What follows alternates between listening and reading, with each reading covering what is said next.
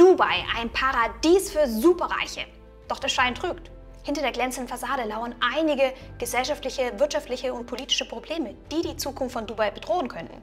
In diesem Video erfährst du also, warum Dubai so beliebt ist, doch mit welchen Schwierigkeiten Dubai auf der anderen Seite zu kämpfen hat, um auch in Zukunft erfolgreich zu bleiben und die Millionäre anzuziehen. An der Stelle meine Frage an dich: Würdest du nach Dubai ziehen, wenn du mit Krypto Millionär wirst? Schreib mir doch einen Kommentar. Ich habe ansonsten einige Spannendes herausgefunden, von daher schau dir das Video bis zum Ende an. Und ja, wenn du mich noch nicht kennst und auf dem Laufenden bleiben möchtest, wenn ein neues Video von mir auf dem Kanal rauskommt, dann klick jetzt noch schnell auf den Abo-Button. Damit unterstützt du auch meine Arbeit. Ich danke dir und viel Spaß. Dubai ist eines der 7 Emirate der Vereinigten Arabischen Emirate. Über 85% der Einwohner des Emirats wohnen in der gleichnamigen Stadt Dubai oder auch Dubai City. Die Wüstenstadt liegt direkt am Persischen Golf. Das macht Dubai zu einem idealen Angelpunkt im Nahen Osten. Mit über 3 Millionen Menschen ist sie die größte Stadt der Vereinigten Arabischen Emirate und bekannt für die beeindruckende Skyline, die künstlichen Inseln, die luxuriösen Hotels und die extravaganten Freizeitaktivitäten. In Dubai steht die Burj Khalifa, das ist mit 828 Meter derzeit das höchste Gebäude der Welt. Außerdem hat Dubai mit 31 Wolkenkratzern weltweit die meisten Gebäude, die über 300 Meter hoch sind. Dubai ist, wie erwähnt, ein wichtiger Dreh- und Angelpunkt. Als globales Handelszentrum hat Dubai mit dem Hafen Jebel Ali, einen der größten Häfen weltweit, Platz 11 war es 2022. Außerdem stuft der neueste Report zu den global wichtigsten Finanzzentren Dubai 2024 auf Platz 20 ein. Die Befragten in diesem Report finden darüber auch, dass Dubai eines der 15 Finanzzentren sein wird, welches in den nächsten 2 bis 3 Jahren zunehmend wichtiger wird. Auch im Tourismus hat die Metropole die Nase vorne. Auf dem Dubai International Airport wurden 2023 rund 87 Millionen Passagiere abgefertigt. Platz 2 der größten Flughäfen der Welt, direkt hinter Atlanta in den USA. Um Dubai zum größten Flughafenplatz zu machen, pumpt der Staat jetzt 35 Milliarden Dollar in den Ausbau seines zweiten Flughafens von Dubai. Das ist der Dubai World Central. Der hat mehr Kapazitäten und deswegen mehr Möglichkeiten für den Umbau. Zukünftig sollen dort mehr als 260 Millionen Passagiere Platz finden. Dubai zählt zu den am meist besuchten Städten der Welt. Mit über 31 Milliarden Dollar hatte Dubai vor Corona die höchsten Tourismuseinnahmen aller Städte weltweit. Ja, dementsprechend litt dann Dubai ganz besonders, als der Reiseverkehr mit Covid zusammenbrach. Nichtsdestotrotz konnte sich die Branche wieder fangen und erreichte 2023 mit über 17 Millionen Touristen das beste Ergebnis aller Zeiten. Weil unabhängig von dem Tourismus konnte sich die Wirtschaftslage der Vereinigten Arabischen Emirate nach Corona im Vergleich zu den anderen Ländern erstaunlich schnell erholen.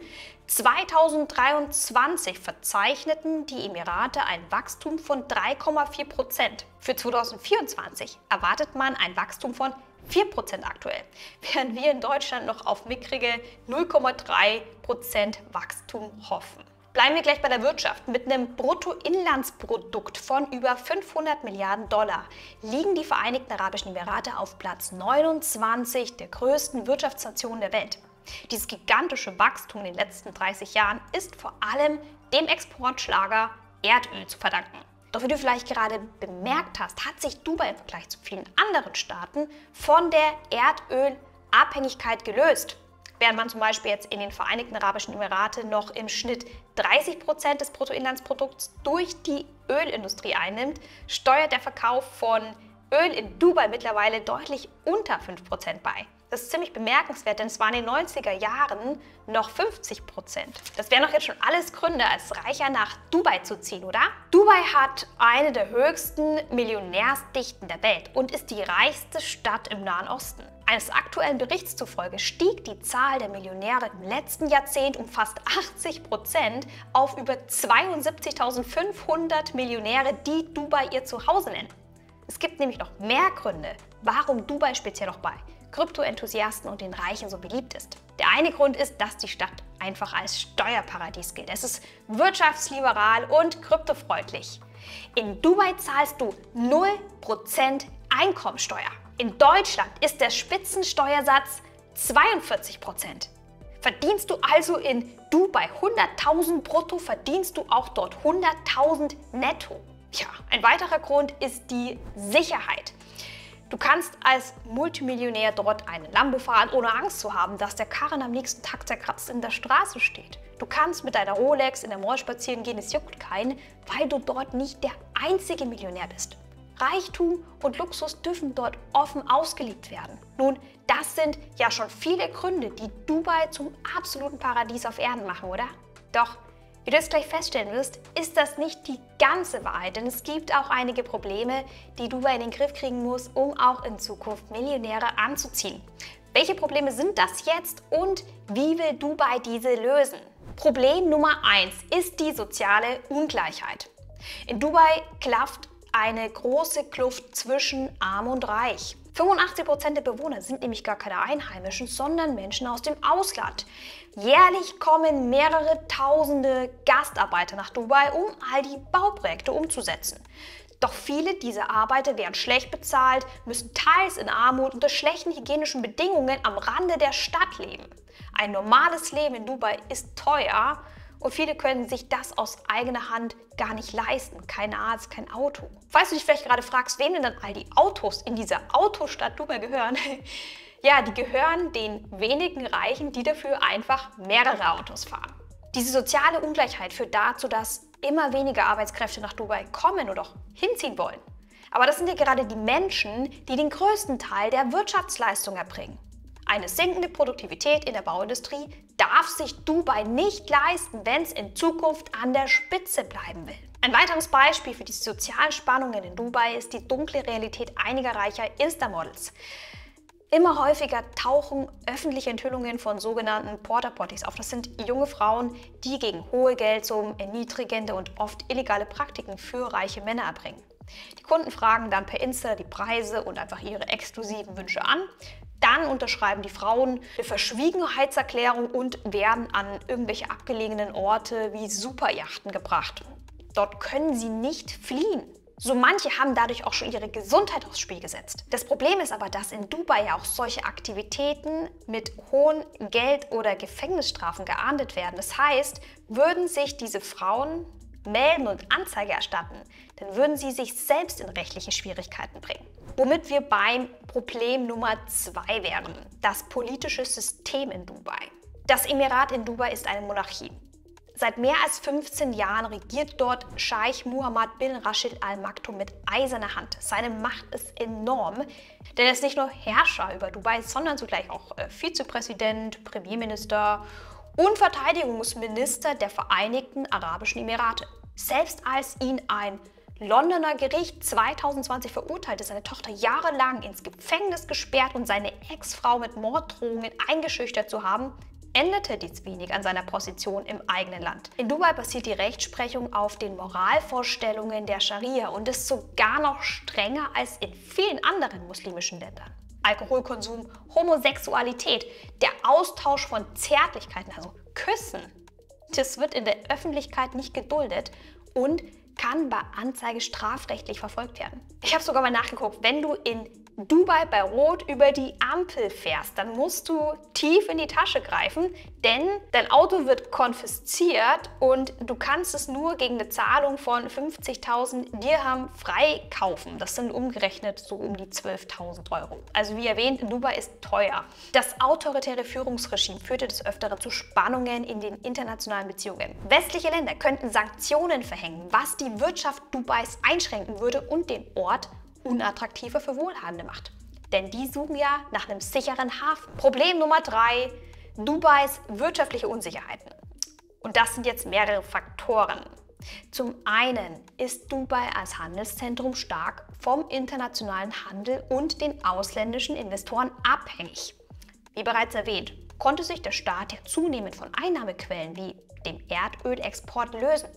Das war zunächst ja ein wichtiger Schritt, denn man erwartet, dass die weltweite Nachfrage nach Öl 2030 zurückgehen wird, weil immer mehr auf erneuerbare Energie umgestiegen wird. Jetzt gibt es da nur den einen Haken, und zwar wissen das die anderen Länder im Nahen Osten nämlich auch.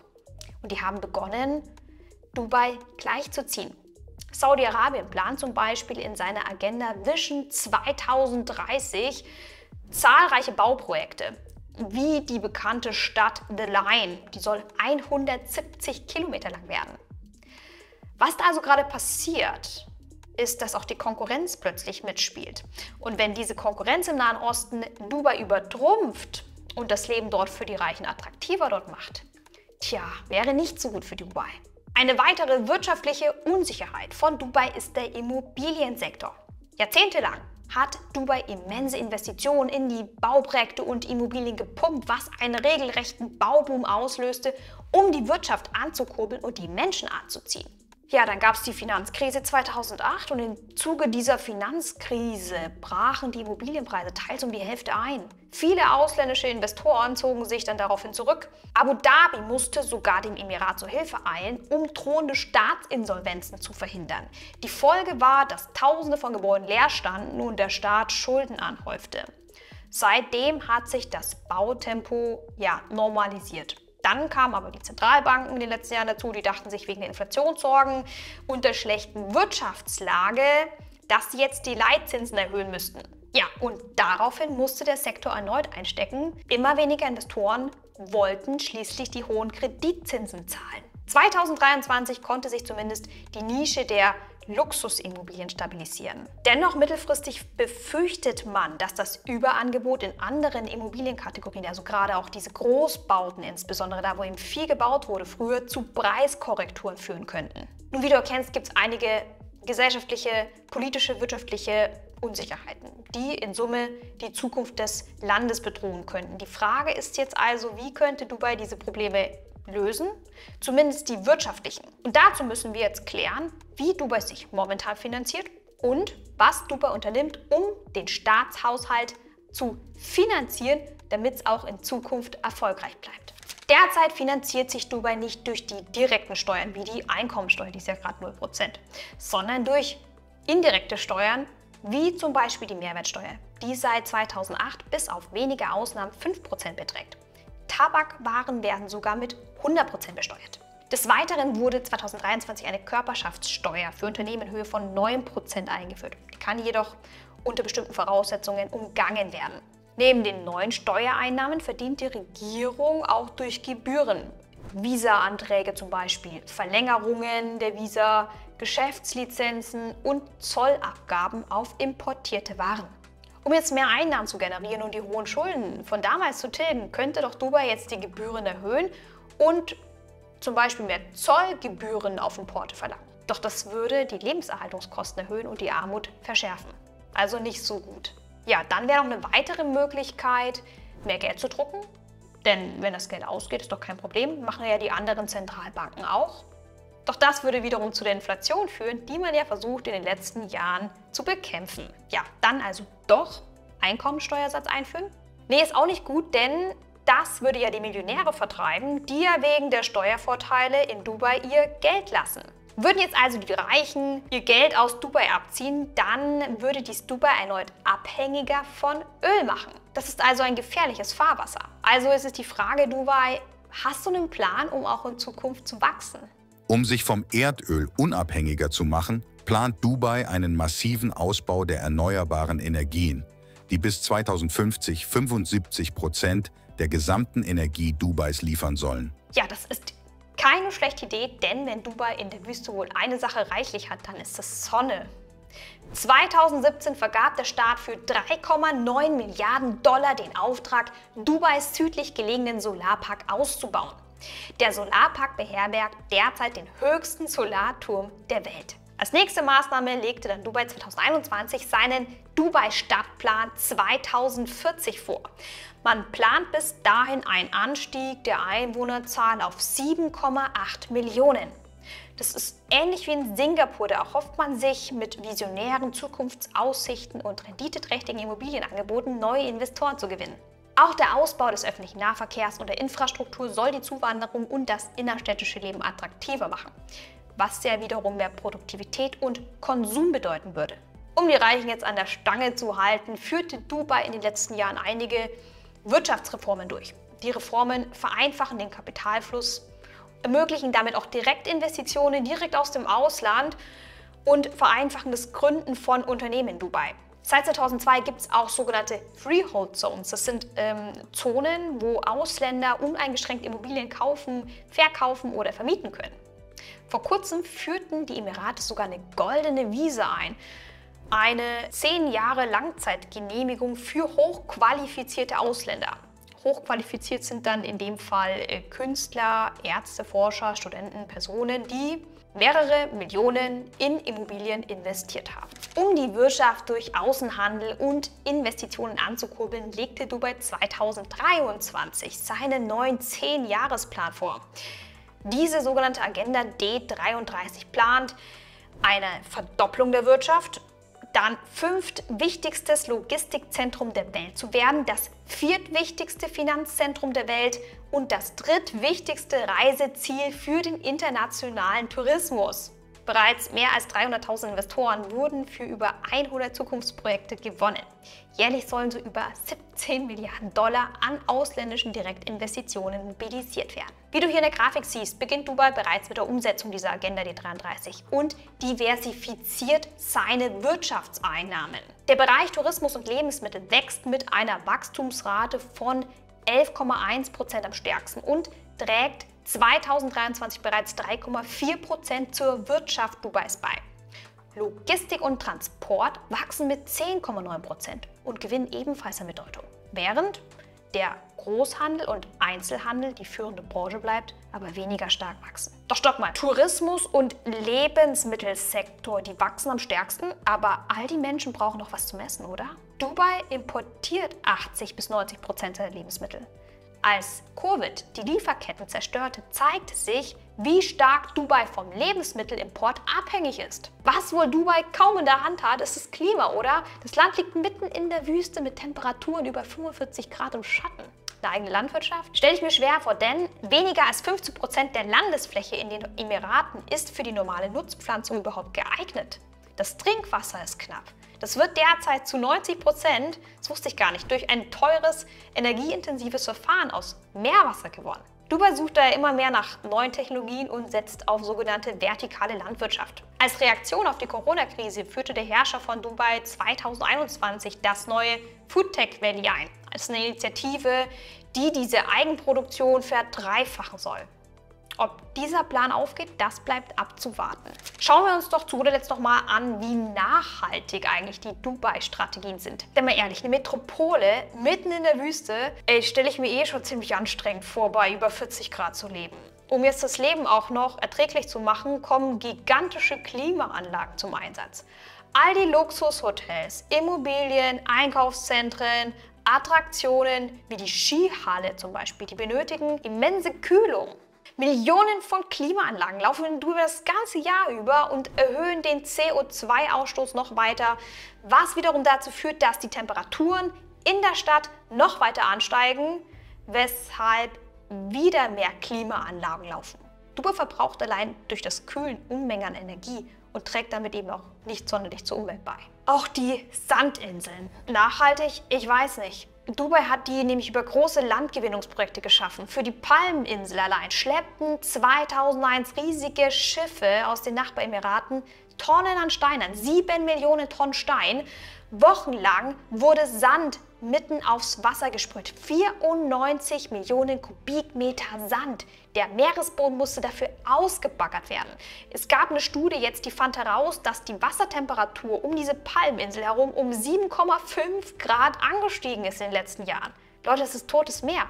Das sind Bedingungen, unter denen Riffe zugrunde gehen und sich die Wasserqualität verschlechtert. Die Frage ist jetzt, wie möchte Dubai solche Bauprojekte jemals nachhaltig gestalten? Durch Ansiedlung von Meeresflora und Fauna möchte man die zu erwartenden ökologischen Schäden durch die Landaufspülungen kompensieren. Auch in Dubai 2040 in dem Stadtplan betont man die Bedeutung der Natur. Die öffentlichen Strände werden um 400% vergrößert, 60% des Stadtgebiets werden in Naturschutzgebiete umgewandelt. Also 400% mehr für die Menschen und 60% immerhin mehr für die Umwelt. Inwieweit diese Maßnahmen jetzt nachhaltig sind, ist fragwürdig. Die Prioritäten liegen hier definitiv zugunsten der Wirtschaft. Ich verstehe das ja auch, denn wenn die Metropole diese Besucherzahlen, was sie da alles plant, nicht steigert, dann scheitern all die ganzen laufenden Hotelprojekte. Es gibt Schätzungen, die sagen, dass Dubai alleine jedes Jahr 5 Millionen zusätzliche Touristen bräuchte, um 60-prozentige Auslastung all dieser Hotels zu erreichen. Letztendlich, egal an welcher Schraube gedreht wird, Dubai wird irgendwo Abstriche machen müssen, um auch in Zukunft Luxusmetropole zu bleiben. Wie lange kann so eine aggressive Expansion gut gehen, frage ich mich. Die Wirtschaftsprognosen, zumindest für 2028, sind dann doch ein bisschen ermutigend für einige Investoren und die könnten die Superreichen erstmal halten. Bis 2023 muss dann Dubai diese D33-Agenda erfolgreich durchbringen. Denn das ist die Lösung, auf die man derzeit vertraut. Es ist de facto die Regierung, die Geld in die Wirtschaft pumpt. Es sind die massiven Staatsausgaben, die Wachstum erzeugen und mit den Bauprojekten refinanziert werden müssen. Die Entwicklung in Dubai schreitet voran und wir stehen noch am Anfang. Wir werden weiterhin mit Dienstleistungen und Projekten weltweit den besten Lebensstandard für Einzelpersonen und Familien bieten. Auch ein Kryptoparadies wie Dubai muss in Zukunft alles tun, um die Millionäre zu halten.